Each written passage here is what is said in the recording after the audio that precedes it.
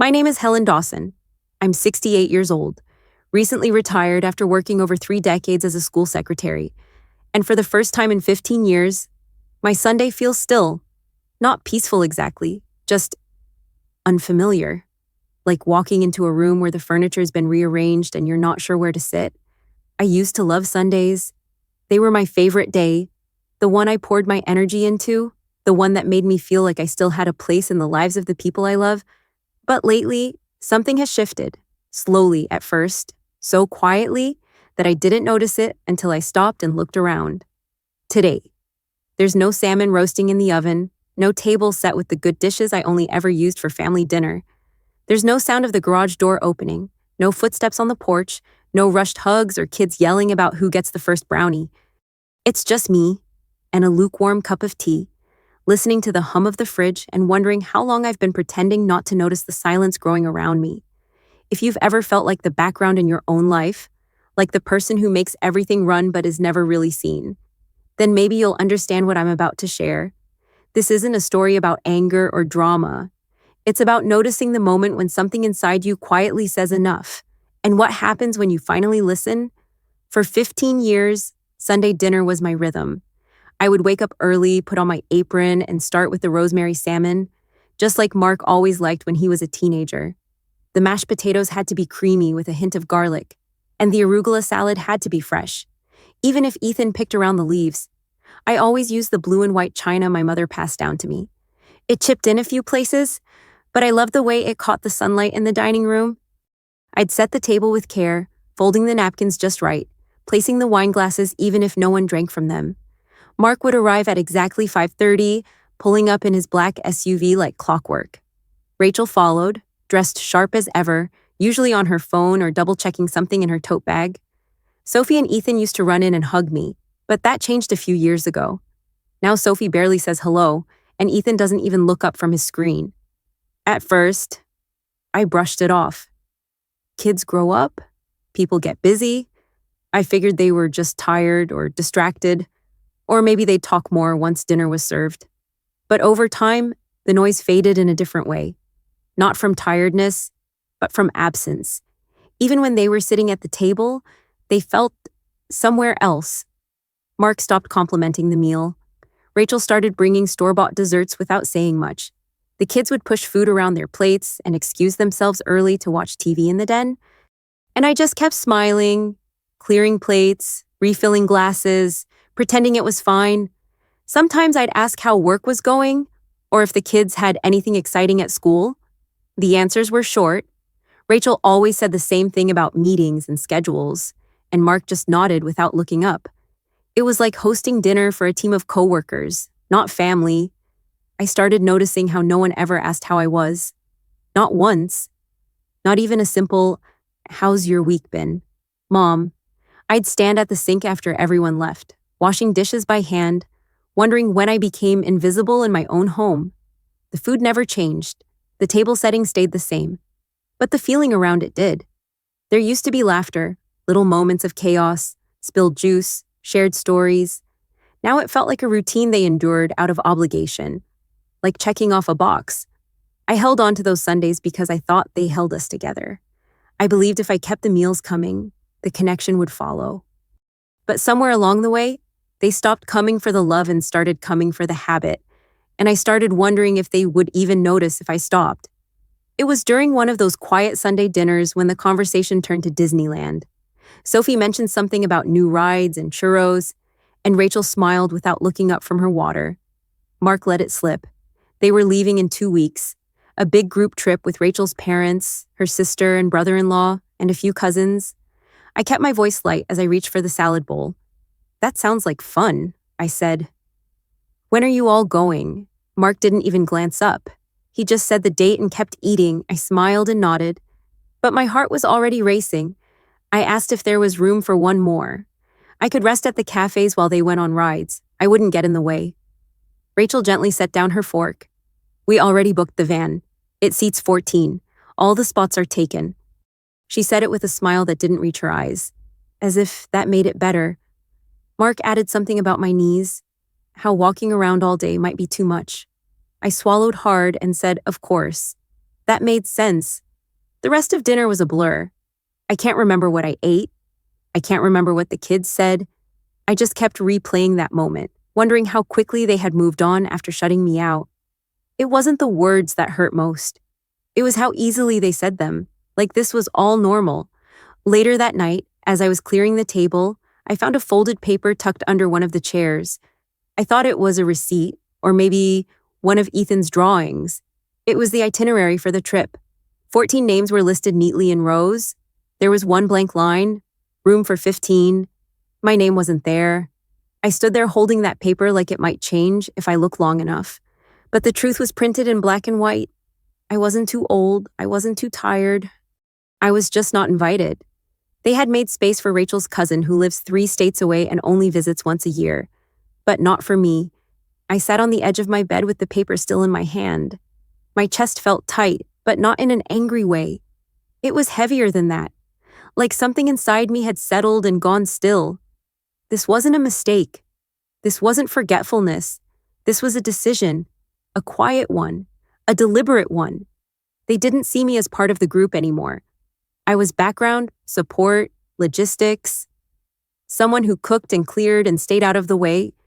I had given so much of myself for so many years, and in return, I got one blank space and a polite explanation.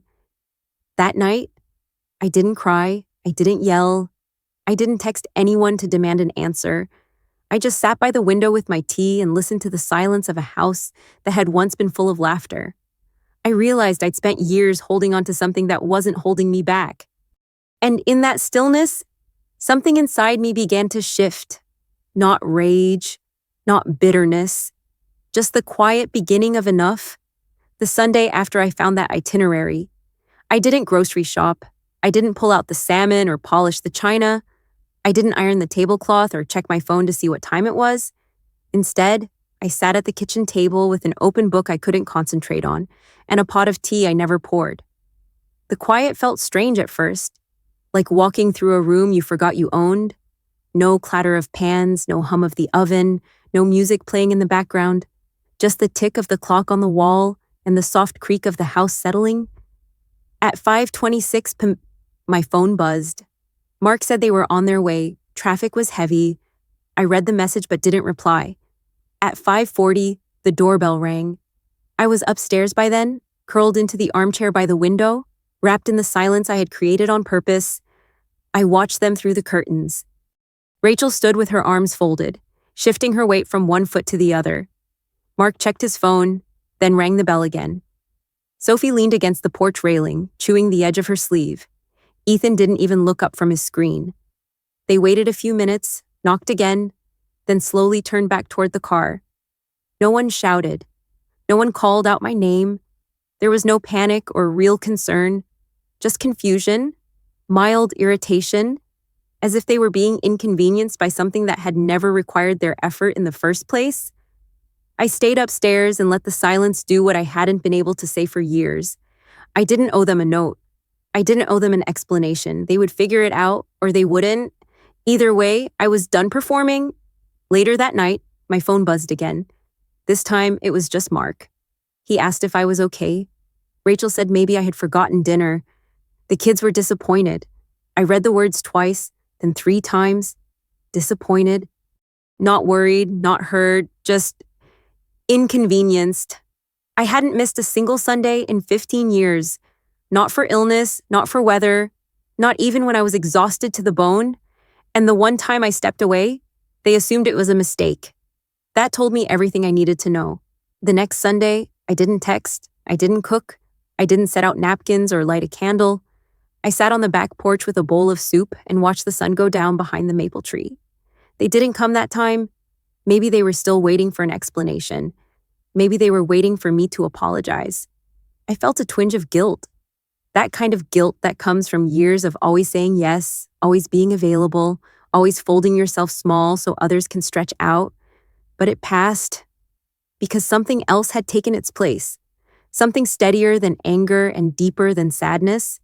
It was peace, not the soft, fluffy kind.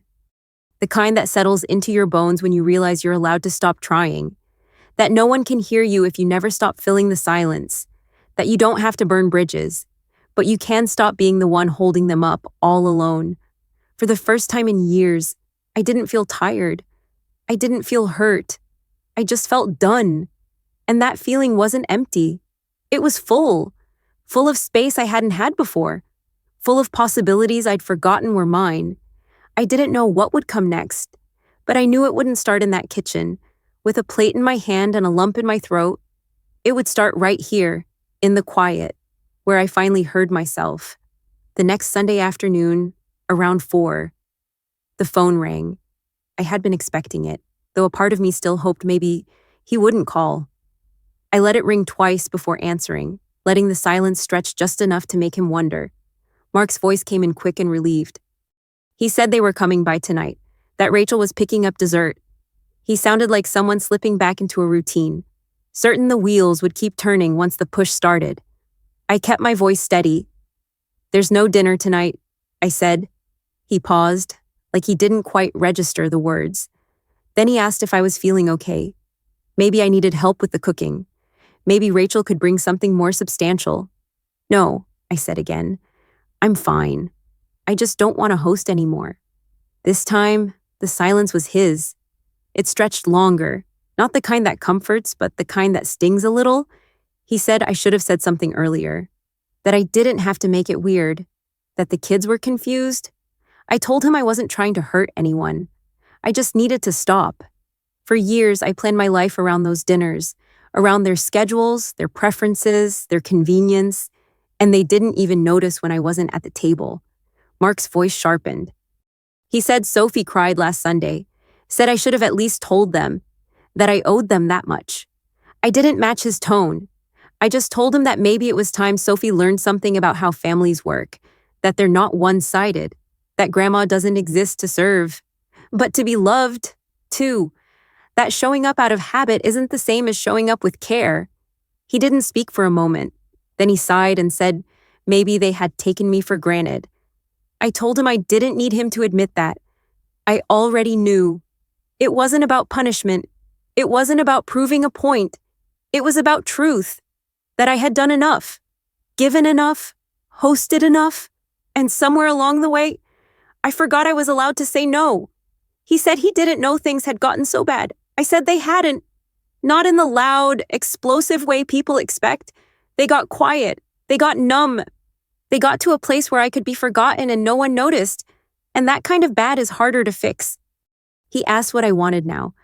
I said I didn't have a big plan. I just wanted space. I wanted to choose how I spent my Sundays. I wanted to do something because I wanted to, not because I always had.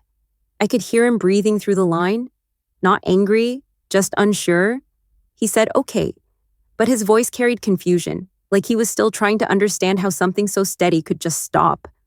I ended the call kindly but firmly, told him to give the kids a hug, told him I was okay, and I was. For the first time in a long time, I was okay. After I hung up, I didn't cry. I didn't second-guess myself. I made a cup of tea, opened the window, and watched the light shift across the wall. It was quiet, but not empty. It was the kind of quiet that tells you something new is beginning. I didn't need them to be sorry. I needed them to notice. Not just that I was gone, but that I had been there all along, and maybe now, without the routine to lean on, they finally would. Once I stepped away from Sunday dinners, something in me began to breathe again. I hadn't realized how tightly I'd been holding it all together until I finally let it go. The silence that used to feel lonely now felt like space I could stretch out in. I started walking to the park on Sunday mornings, not because I had to, but because I wanted to feel the sun on my shoulders. I brought a small sketchbook and let myself doodle under the shade of the old oak trees. Just lines and color, nothing serious. One afternoon, a woman in a floppy hat asked if I'd ever tried watercolor and invited me to a class held at the local community center. So I went. I sat in a circle of strangers, dipping brushes into jars of paint, laughing at our messy flowers and lopsided trees. No one asked me to cook. No one needed me to solve anything. They just let me be there, as I was. And that felt new. I started volunteering at the library on weekends, shelving books and helping kids find stories. It was simple work, but it made me feel useful in a way that didn't drain me. I wasn't background anymore. I was part of something again, just not the something I used to cling to. At home, I rearranged the living room, I brought in plants and painted one wall soft green. I bought myself a new kettle and started trying loose leaf tea instead of the old bags I kept for company. I let the house become mine again. Sunday became my favorite day, but for different reasons. I no longer filled it with obligation. I filled it with music, walks, laughter from strangers, and quiet moments I didn't have to explain. Sometimes I baked a small batch of muffins and froze half for later. Sometimes I read in bed until noon and didn't feel guilty. What surprised me most was how natural it began to feel. Choosing myself wasn't a grand act. It was dozens of tiny ones. Saying yes to a painting class. Saying no to routines that no longer served me. Saying maybe to something new. The phone still rang, and sometimes I answered. Sometimes I didn't. I no longer felt the urge to jump every time it buzzed. I didn't stop loving them. I just started loving myself too. And in that space, the version of me that had been buried under years of dinners and duty began to come back. She was a little older, a little quieter, but steadier. She remembered how to enjoy her own company. She remembered she had a life too.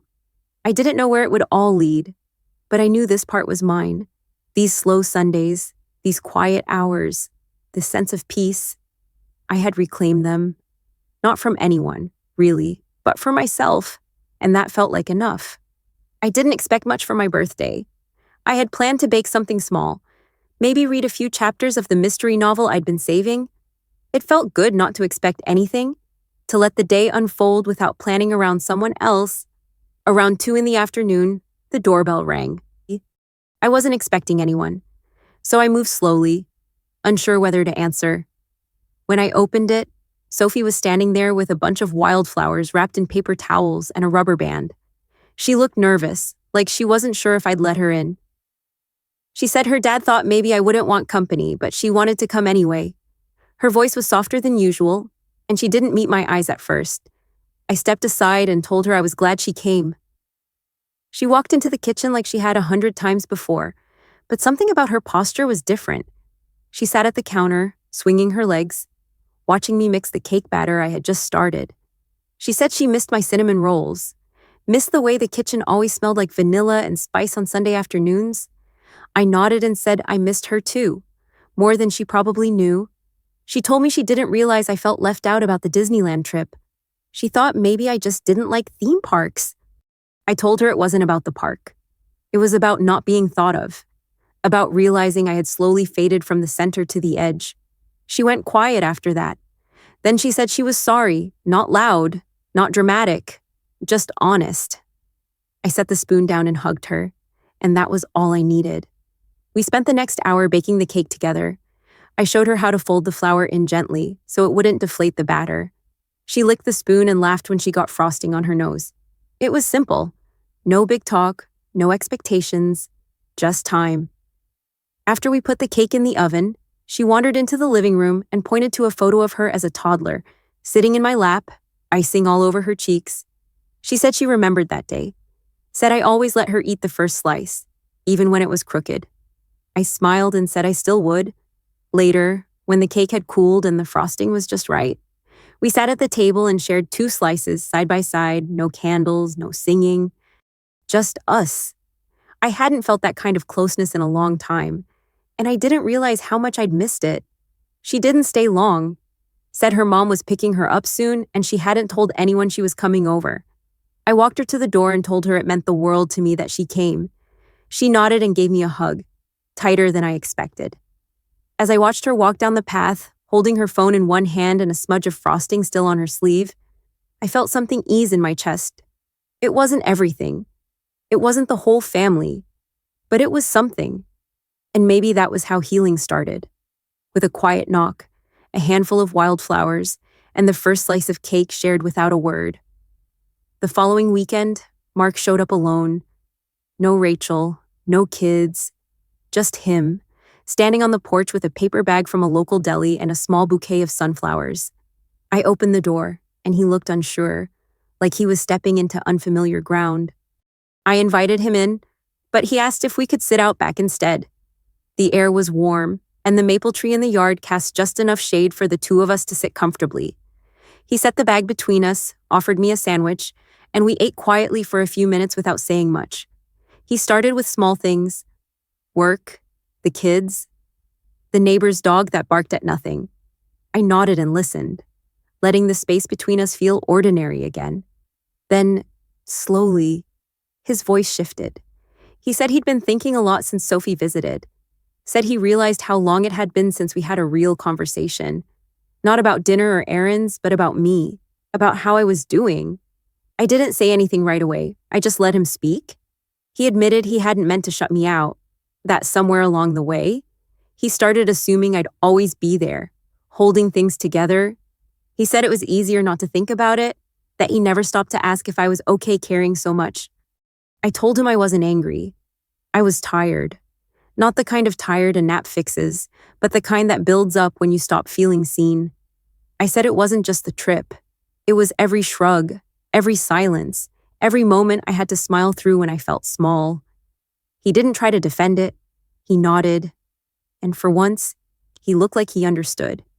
He said he missed coming over for reasons that weren't about food or routine, missed sitting outside like this, missed hearing me laugh. I told him I missed the version of him that used to ask questions. The boy who used to sit on the kitchen counter and talk about his dreams while I stirred spaghetti sauce. I said I wanted connection, not duty. He said he did too. We sat like that for a while, saying little things that added up to something big. Then he asked if maybe next week I'd come over to his place. He wanted to cook this time, said it wouldn't be fancy, probably frozen lasagna, but he'd like to try. I looked at him and saw not just my son, but someone who was trying, someone who didn't come out of guilt, but out of care. I smiled and told him not to burn it. He laughed and promised nothing, which felt honest enough. It wasn't perfect. Nothing had been fixed in a single afternoon, but something real had shifted between us. We weren't slipping back into old patterns. We were stepping into something new, side by side, and that was more than I had hoped for. The rhythm changed. There were no more weekly expectations, no more meals that felt like duty wrapped in habit.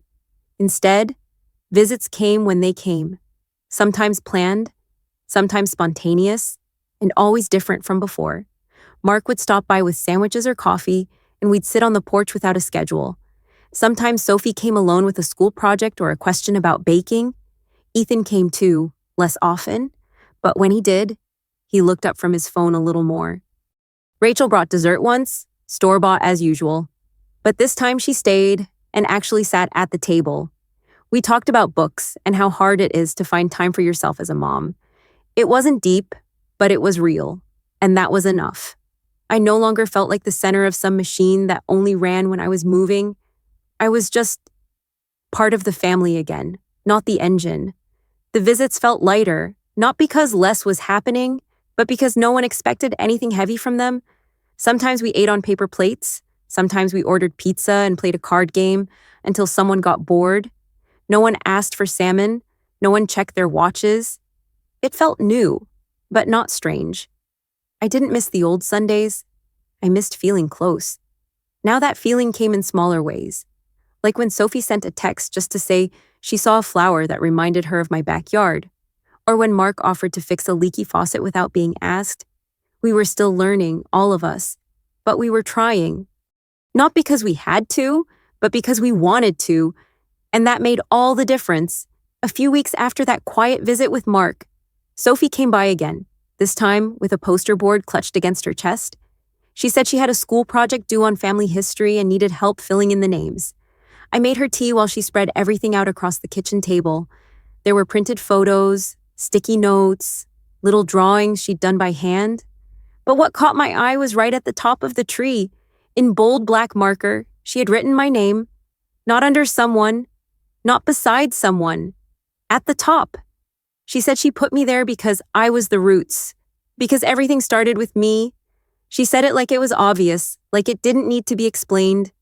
My throat tightened and I had to look away for a second. For so long, I felt like I had faded into the background, like I had become the chair they sat on, the plate they ate from, the person who cleaned up after everything ended. But in that one small act, she gave me back my place, not as a helper, not as an afterthought, as the beginning, as someone who mattered. Later that night, after she left, I sat alone in the quiet and let myself feel it fully, not the sadness that used to come in waves, but something gentler, something healing. I realized I hadn't been invisible. I had just stopped being seen the way I needed. That moment with Sophie didn't erase the years I felt overlooked, but it gave me something to hold on to, a reminder that being seen again doesn't require noise or conflict. Sometimes it comes quietly, with paper, glue, and a child's honest heart. If you've ever felt like you disappeared into the lives of others, I want you to hear this. You are not too late to come back to yourself. You are not wrong for needing space. You don't have to explain your exhaustion to anyone who never asked how heavy things had become. You can choose stillness. You can choose peace. You can choose yourself. I didn't take my presence away to punish anyone. I took it back to remind myself it belonged to me first. I didn't burn bridges. I just stopped carrying people across them on my own. And slowly, some came back, not demanding space, but offering it. Not assuming I'd be there, but asking if I wanted to be. That's the difference. That's what made it real. If this story feels familiar to you, let this be your permission. You can step away without guilt. You can return without shame. You can reclaim your voice without ever raising it. Quiet change is still change. Sometimes it's the most powerful kind, and it begins not with a fight, but with a pause. One soft no, one peaceful Sunday, one name written at the top of a family tree, right where it always belonged.